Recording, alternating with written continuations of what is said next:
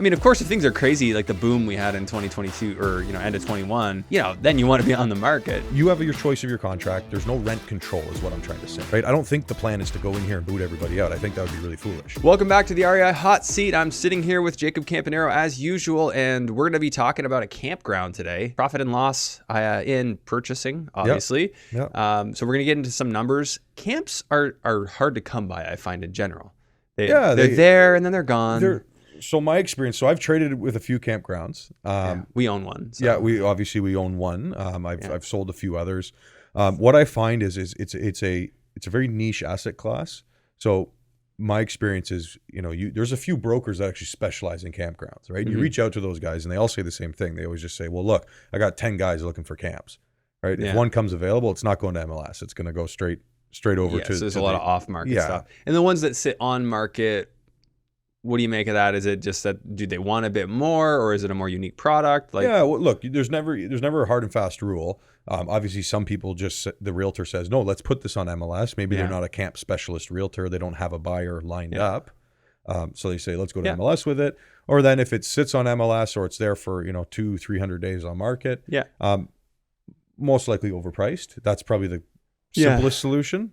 Mm-hmm. Other than that, it could be a multitude of things, right? It's obviously you're buying a hard asset, which is the land, but you're also buying an active business, right? So there's a lot more that goes into it. That's something we're going to talk about today with how to review these types of deals. For sure. And just a quick note about on market, off market. I generally find from if I'm selling something, I hate going to market because most of the properties I've ever made were sort of turnkey investments, and it needed the right buyer, the buyer that knew what that was and respected the value of it. And I don't think campgrounds are that different, right? It has to be somebody who understands what goes into running a camp. Yeah, sure. Yeah. And I don't totally agree with that statement. I will push back on that a little bit because I'll tell you right now, some of the best deals I've ever done were on MLS. Yeah, and that's fine too. I say this to all my clients, right? Because they always go, "Oh, don't send me MLS. I can go on and find my own stuff on MLS." I get it. Yeah. But I'm telling you right now, if I find a good deal and it's on MLS, you're going to get a copy of it. And I'm not saying that on market deals. I'm saying from a seller's perspective, I always enjoyed just directly connecting with buyers. For sure. People who I knew that's what they were looking for. And I'm not really selling a property, I'm selling a solution. And it's two completely different strategies. I think both of them have their space in the market. Yeah. But I do agree with you. I prefer to sell off market. Yeah. I mean, of course, if things are crazy, like the boom we had in 2022 or end of 21, then you want to be on the market to benefit from the insanity, right? But as a seller, I think I have a lot of respect for salespeople. Put it that way. Yeah. I like what good salespeople do, and that's they provide solutions, not products, solutions. That's it. Yeah. And that's 90% of the job, right? Yeah. And then I will say last thing, and then we can move on from this topic. Yeah. But selling off market's great because you can take the time to structure the deal with the right people, get the right price. It's a win-win. Everybody's happy. Yeah. On market though, sometimes you just get that crazy buyer that comes out of left field, and you don't even know what happened, where, when, why, but all of a sudden you have an offer on your table that's too good to be true, and it goes through, and you sit there going, what the heck? Right? As a seller, of course, you're going to do that if the market conditions are such. Yeah. So regarding this one, Jake, tell me a little bit about this campground. What are we looking at? How big is it? Where approximately is it? Sure. So this is a pretty unique one. So it's located up north near Collingwood area. So decent location, really good location actually. It's 70 acres in total. Okay, currently about 40 acres is being operated on.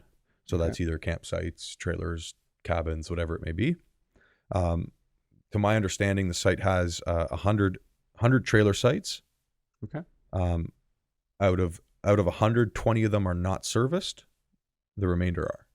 Okay, so we've got 80 fully serviced sites, and then 20 not serviced, meaning no septic.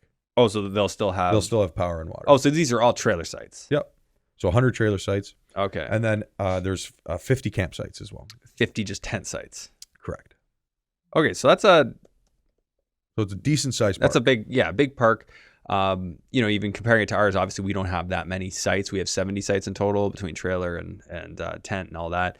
I guess our big difference is, kind of where we are and how we angle, because we do a lot of the glamping hospitality. Would that be a play here to do some sort of hospitality stays where, there's rental trailers, or is this just a straight up seasonal campground with a whole bunch of seasonal people renting. And that's why I like this deal so much, Andrew, because I think there's two ways you can cut this cake, right? We can look at it, very similar to what we did, right? Where we're coming in, we have a large site, there's a pool, there's a mess hall here, there's volleyball courts, right? So this it has the location, right? And it has the ability to go like short term, right? Airbnb, could do short term. So the key thing so for those who don't have the context, Jake and I and a couple other partners bought in the Tobermory area, a campground that's like right in the middle of everything you'd want to be right in the middle of. Not directly on a lake, but close to lakes and close to swimming and all that. And we've done glamping because we think we're in a very touristy area. Works well. This one's outside of Collingwood. Obviously, Collingwood's main draw is winter based. Yep. Camping is more summer based. No, I think you get both here. Like you do have the people that come up, right? And so obviously how it's operating right now is seasonal. Right. So these people, this is their cottage. They go every year, they pay their fee, they bring their trailer and they stay there. Most of the trailers stay all winter long. And then they come back in the summer, open them up and run with it. Okay. That's the current plan.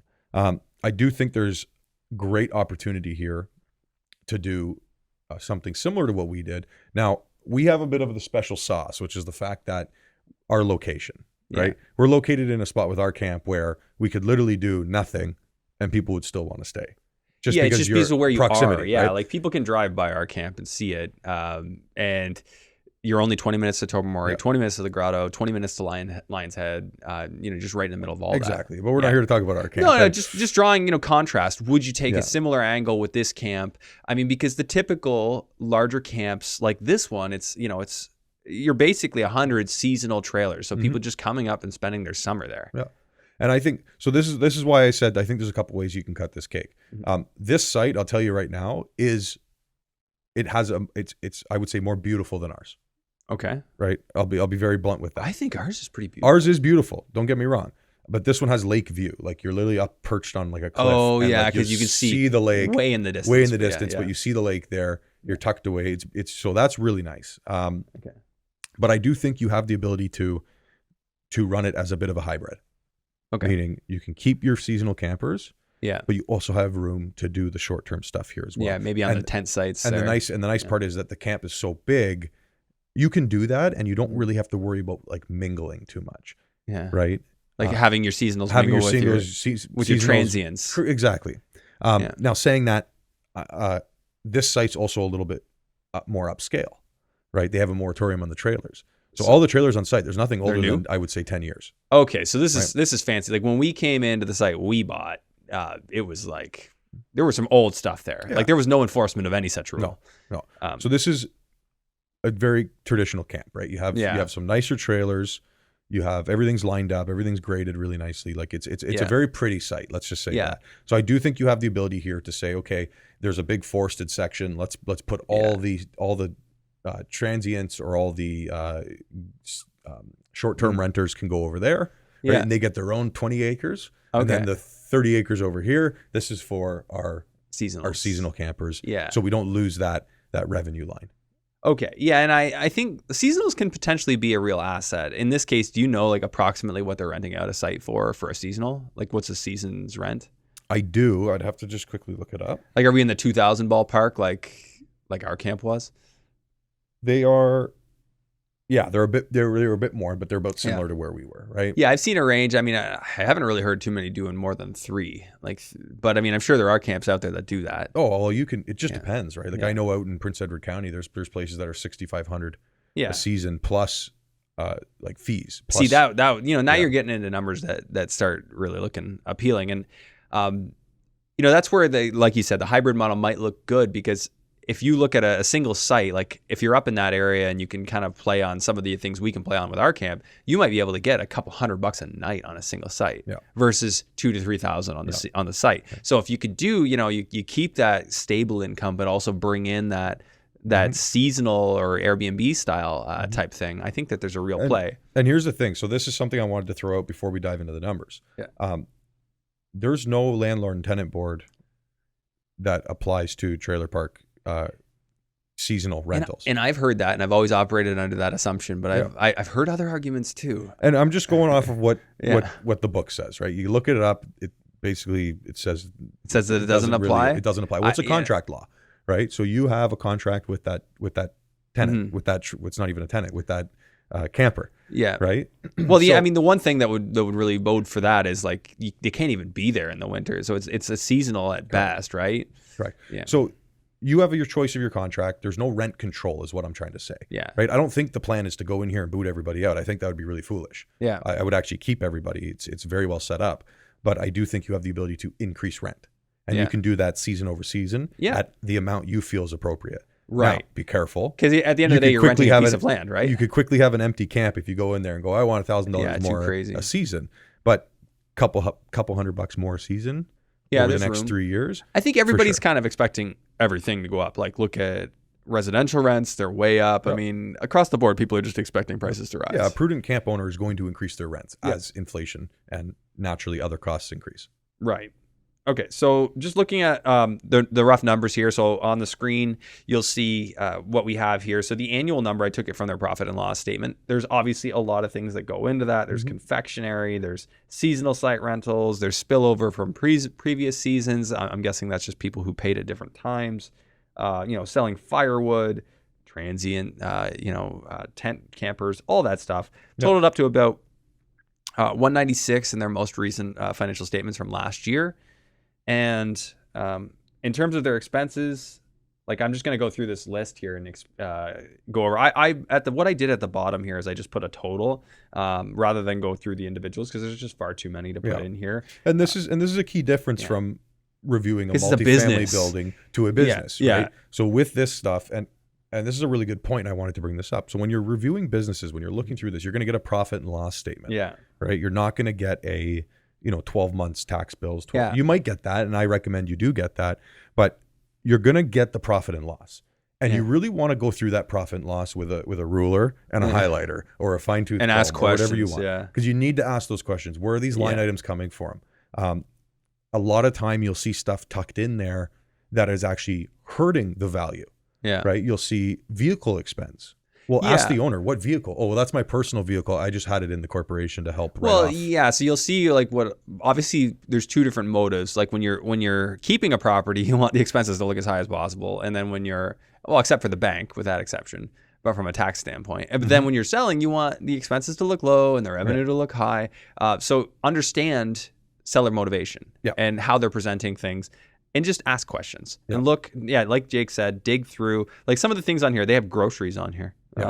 Insurance expense, landscaping, leasing equipment, municipal taxes. Obviously, you still have your property taxes, office supplies, park supplies, pool supplies, washroom supplies. Like get a lot of stuff. Yeah. And most of those need to stay in there. Yeah, most of them will have to be there. But for example, if we're going up to the camp and we're buying lunch on the drive up, that's going to go towards the expense, right? But those are generally pretty low impact on a value, right? How much of that are you doing? If you see something stand out, when I look at a financial statement, it's always let's look at the big numbers first. Yep. And then we can start working our way down. We start with the biggest numbers. Do those make sense? Work your way down, and then start getting into if there's a ton of these small things that don't make sense, you ask those questions. Yeah, what I'm trying to say is don't get bogged down. Yeah. The $30 sandwich lunch that they put into their expense statement, it's okay to cross that out. You build your own numbers, and then the good thing I would think to do in this case is go look at some industry standards, see if you can speak with your realtor about that, and look at total expenses. What's the standard operating expense for a campground like this? There's going to be other ones that you can compare to.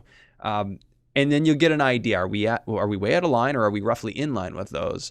Okay, great. That's at least a starting point for a little bit of comfort to continue your due diligence. Yep. So on this one, we're showing a $2.5 million asking price and then a cap rate of 6.65 as presented. Of course, we want to dig into those numbers, but that sounds all right. I mean, of course, I like to get those cap rates a little higher, but it's whatever the market's going to do. And I think that's the play here, right? Like, if this was stabilized and there's no room to grow the income and you're maximized, a 6.6 cap, I'd look at that for a campground and go, no, thank you. Right? That doesn't work. I want to see 8, 9, but if you can 10 improve caps. But if you can come in like 25% down, I just ran the number, 5% interest, 25% down, 25-year AM, that's a 1.875 mortgage. It DCRs. You have a 1.2 0.27 to 1 DCR. So technically that should satisfy the bank. And wait, Andrew, there's more. Wait, there's more. Because the sellers will do a VTB here. Oh, they will? How big? Upwards of 75%. They'll go to 75. So they'll fund the Are they purchase. flexible with the interest rate? Yep. Oh, that's amazing. How long are they willing to do? Do you know? So we obviously everything we're saying has to be negotiated. Everything's negotiation. Don't take this for But face that's value. actually huge. Yeah. That's huge. But that's where it gets really interesting. That's why I really like this deal. And why I said we have to do this today. Yeah, well, and then it's also close to home because we have a campground. Yeah. So I don't know what the rates are. Let me say that. I'm not going to throw out a rate. We've talked shop about it. Yeah, but there's nothing set in stone, right? Okay, so you have spoken with these sellers. Yeah, but I think you're looking at market rates for interest. Rates. Yeah. Okay. Yeah, but you're maybe getting you that could 75%. split. You could go with the average rate for the last 5 years. Sure. Bring me an offer. Bring me an offer, Andrew. A little bit at 2%, a little bit at 6%. We'll land at 4%. There we go. Anyways, so at these numbers, assuming you were getting at a 5% interest rate, it's $2,900 a month. Of course, it's not monthly truly because you're only operating. Like you're going to have negative all through the winter, and then you're going to have much positive you got to carry that in float. the summer. So keeping that in mind, this is not your typical rental where you're getting year-round income. You are having to generate it at a specific time of the year, and you got to be ready for that. So Jake, is there anything else we should note about this campground? We know it's in a decent area. Yeah. We know it's got a good view. It's got quite a bit going for it in terms of 80 service sites. So, that means you have sewage. There's a lot of, for somebody who's a creative thinker, I think that there's room to take this on potentially as is, but then also build in that creative income creation. Yeah. So creative income, you're looking at potentially the option to do maybe tiny homes, cabins here. So there is a lot of that. But thinking bigger picture, you're looking at the potential maybe for development down the road. Is there something that could be severed off potentially? Yeah, so they did sever off a couple lots back in the day, but there's a big chunk of excess land. Now, obviously, there's, you'd have to bring in a service road and all this stuff, right? So it's not something that I would say is even a 5-year plan. You're probably 10 plus. Yeah. But that's not the reason why we're looking at this. That's maybe an exit or an option in the future to make your big bucks and kind of get out. So that's something to think about, though, and explore that with the city on purchase. And then the only other thing I would say is for your due diligence, a big thing is environmental impact, right? Yeah. Look at your septic system, how old, how new, all of that. Right? Yeah. Take a look at it, make sure that's in working order. I would say that's probably one of the biggest things. Your well and your septic are probably the two biggest due diligence items outside of finances. Yeah, make sure that you've got that in order. Okay, so at surface level, I would say that this one makes sense to dig deeper on. Yep. And certainly worth some conversations if you're interested in that landscape. The camping side of things. I think we obviously did it, and it ended up being something that it's been an interesting experience. We've gone a different angle with it, but I love the potential for income growth, and that's the big thing I appreciate about ours. So. Jake, if people want to find out more about this, where do we send them? For sure. So the link below, as always. Come on in. We'll talk to you. We'll give you a call about the campground, have a chat. Yeah.